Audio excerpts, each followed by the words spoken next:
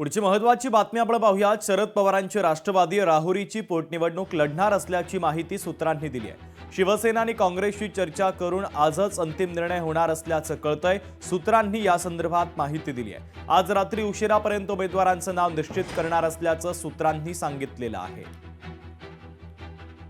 विधानसभेच्या बाबतीमध्ये महाविकास आघाडी म्हणून मी शिवसेना आणि उद्धव बाळासाहेब ठाकरे यांच्या नेत्यांशी आणि त्याचबरोबर काँग्रेसच्या नेत्यांशी चर्चा करून आम्ही ती निवडणुकीच्या संदर्भामध्ये जी आपल्या राष्ट्रवादी शरद पवार पक्षाची जी जागा असल्यामुळे ती लढवण्याच्या संदर्भातून किंवा काय करायचं यामध्ये आज चर्चा करून घेणार आहोत।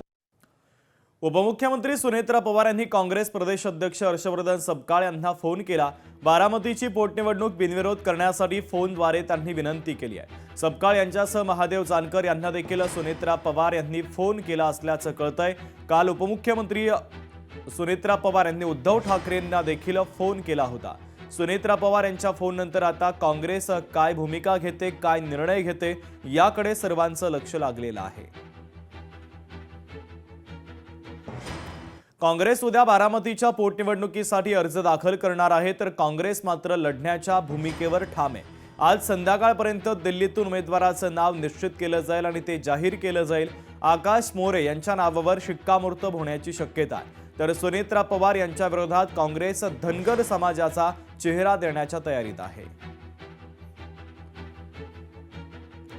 अजित पवार यांच्या निधनानंतर बारामती विधानसभेची जागा रिक्त झाली आहे। त्यामुळे निवडणूक आयोगानं या जागेसाठी पोटनिवडणुकीची घोषणा केली आहे। राज्यातील बारामती आणि राहुरी विधानसभेसाठी होणाऱ्या पोटनिवडणुकीसाठी 23 एप्रिलला मतदान होणार असून 4 मे रोजी मतमोजणी होणार आहे। दरम्यान सध्या राजकीय वर्तुळामध्ये बारामती आणि राहुरी पोटनिवडणुकीसाठीच्या हालचाली सुरू आहे, तर महायुतीच्या नेत्यांकडून बारामती पोटनिवडणूक बिनविरोध करण्यासाठी आवाहन केलं जातंय, तर दुसरीकडे महाविकास आघाडीमध्ये या संदर्भात स्पष्टपणे मतभेद दिसत आहेत। महाराष्ट्राची संस्कृती आणि परंपरा हा विषय आहे। आपण नेहमीच सहानुभूतीच्या भावनेतून मतदान नेहमी होतं।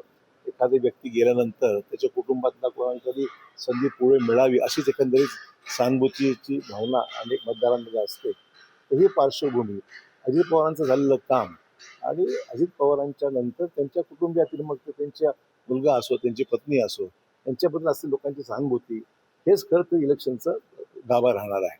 आणि त्यामुळे मला वाटतं की हे सर्व लक्षात घेता ही निवडणूक जर बिनविरोध झाली तर निश्चितच एक वेगळा मेसेज जाईल। निवडणुका लढायच्या की नाही या संदर्भात गेल्या काही दिवसापासून महाविकास आघाडीमध्ये अंतर्गत चर्चा सुरू आहे।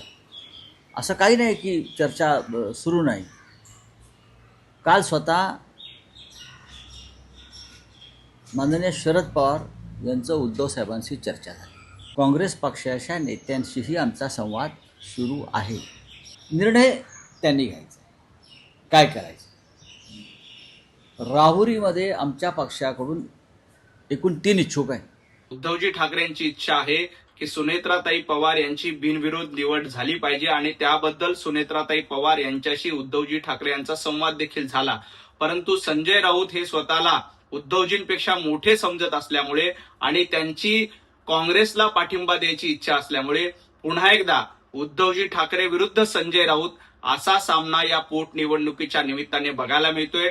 आता हे बघणं महत्वाचं आहे की याच्यामध्ये उद्धवजी ठाकरे यांचा विजय होतात, ते बिनविरोधपणे सुनेत्राताईला पाठिंबा देतात, की संजय राऊत यांच्या सांगण्यावरून बारामतीमध्ये उभाटा गट काँग्रेसला पाठिंबा देतं हे बघावं लागेल। ही निवडणूक बिनविरोध व्हावी ही माननीय एकनाथ शिंदे साहेबांची देखील शिवसेना म्हणून भूमिका आहे। आता काँग्रेस कशा पद्धतीनं पुढे जातं, कशा पद्धतीनं मागे येतं याच्यावर सुतोवाच संजय राऊतांनी केलेले आहेत, त्याच्यावर मला जास्त काही बोलायचं नाही। परंतु अजितदादांनी अनेक वर्ष काँग्रेसमध्ये देखील काम केलेलं होतं, काँग्रेसचं देखील नेतृत्व केलेलं होतं।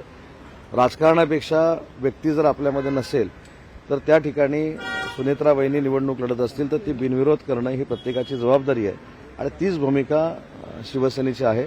आणि त्याचबरोबर ती महाराष्ट्राचे कर्तव्यवान नेते ज्या नेतृत्वाने गेली 40 वर्ष महाराष्ट्र घडवला, पुरोगामीची दिशा देत असतानाच प्रचंड प्रमाणात विकसित राज्य करण्याचा प्रयत्न केला असे आमचे नेते अजितदादा आमच्यात नाहीत, याचं शल्य दुःख आमच्या सर्वांच्याच मनात आहे। पण उद्या बारामती विधानसभा मतदारसंघातून जी काही पोटनिवडणूक होते आहे, आमच्या राष्ट्रीय अध्यक्ष तथा मुख्यमंत्री सुनेत्रा वहिनी यांची निवडणूक बिनविरोध व्हावी अशी सुद्धा प्रार्थना आज आई तुळजाभवाच्या चरणी या ठिकाणी केली. बारामती विधानसभा पोटनिवडणुकीच्या संदर्भामध्ये त्या दिवशी पक्षाच्या वतीने जाहीर करण्यात आलेलं आहे की अजितदादांना श्रद्धांजली म्हणून आम्ही ती निवडणूक लढवणार नाही. त्या अजितदादांना ज्या वेळेला अजितदादांचं हे झालं होतं, दुर्घटनाने निधन झालं, त्याच वेळेला आम्ही तो निर्णय तिथे जाहीर केला होता. लोकशाही मराठी ऐका, पहा, जागरूक रहा.